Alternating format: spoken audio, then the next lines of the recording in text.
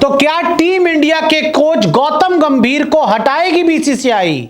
नए कोच की लिस्ट आई, रेस में शामिल हैं 4 बड़े चैंपियन। गौतम गंभीर आज टीम इंडिया के तीनों फॉर्मेट के कोच हैं, लेकिन जब से गंभीर आए हैं एक के बाद एक हार आपको आती जा रही है। शुरुआत हुई ओडीआई क्रिकेट से, फिर टेस्ट में हारने लगे और अब टी20 में भी बंटाधार होता जा रहा है। और आपको मैं बता दूं कि 2024 टी20 वर्ल्ड कप के बाद गौतम गंभीर टीम इंडिया के कोच बने थे। टीम इंडिया ने तुरंत वर्ल्ड कप जीता था और गंभीर पर भरोसा दिखाया था। पहली सीरीज ओडीआई सीरीज इनकी कोचिंग में हार गए और उसके बाद से लेकर अब तक तो हार हार और हार ही हर जगह हो रही है। वनडे, टेस्ट, टी20 तीनों में लगातार हार।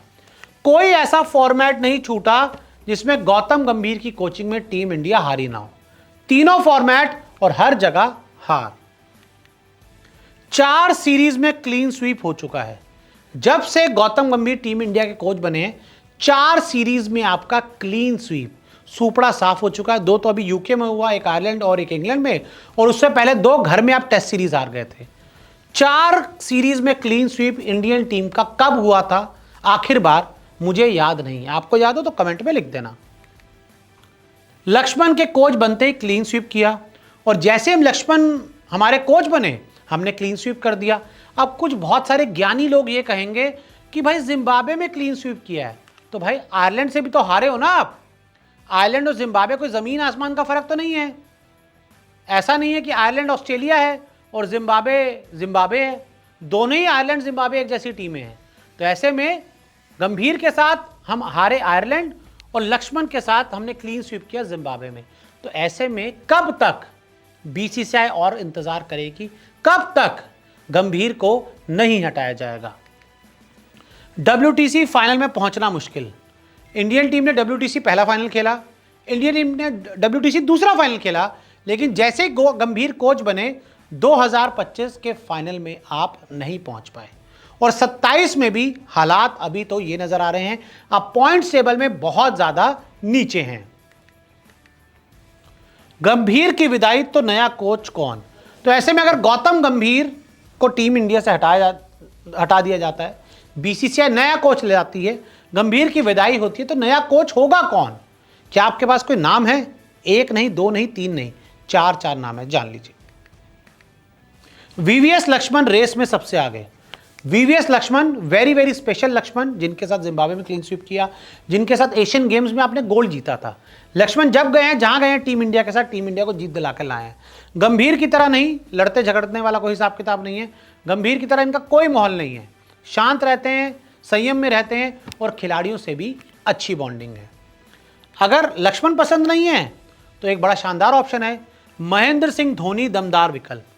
धोनी इंडियन क्रिकेट के ग्रेटेस्ट कैप्टन, वैसे तो मैं सौरव गांगुली को इंडियन क्रिकेट का ग्रेटेस्ट कैप्टन मानता हूं, लेकिन आंकड़ों के देखा जाए तो आंकड़ों के हिसाब से धोनी उनसे आगे हैं। तो ऐसे में महेंद्र सिंह धोनी एक दमदार विकल्प टीम इंडिया की कोचिंग के लिए हो सकते हैं।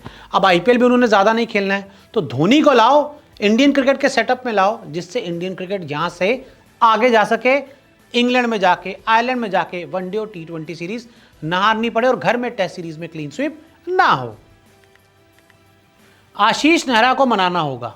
एक और विकल्प है आशीष नेहरा, गुजरात टाइटंस के कोच हैं और पिछले 4-5 सालों में गुजरात टाइटंस के साथ इन्होंने बहुत अच्छा किया है।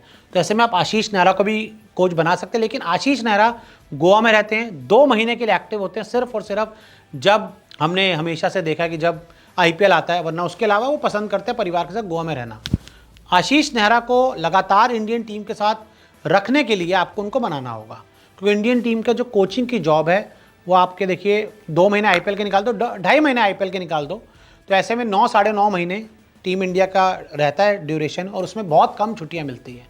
तो ऐसे में आशीष नेहरा, मतलब ये मान के चलिए आप 7 महीने तो कम से कम पूरे साल में आपको टीम के साथ रहना होगा। और आखिरी ऑप्शन वीरेंद्र सहवाग कोच बनना चाहते हैं, और वीरेंद्र सहवाग तो पहले ही बोल चुके हैं कि अगर मुझे कोच का डायरेक्ट ऑफर मिले, मुझसे कहा जाए कि कोच बन जाओ, तो मैं कोच बन जाऊंगा। तो ऐसे में वीरेंद्र सहवाग भी एक अच्छा ऑप्शन हो सकते हैं। तो देखिए, गौतम गंभीर को अगर बीसीसीआई हटाएगी तो आपके पास कोच पहले से ही तैयार है, तो डरने की कोई बात नहीं है। गंभीर जाएंगे तो उनसे बड़े क्रिकेटर, दमदार क्रिकेटर कोच बन के आएंगे। आपके हिसाब से गंभीर अगर हटते हैं तो किसको कोच बनना चाहिए, हमें कमेंट करके ज़रूर बताएं।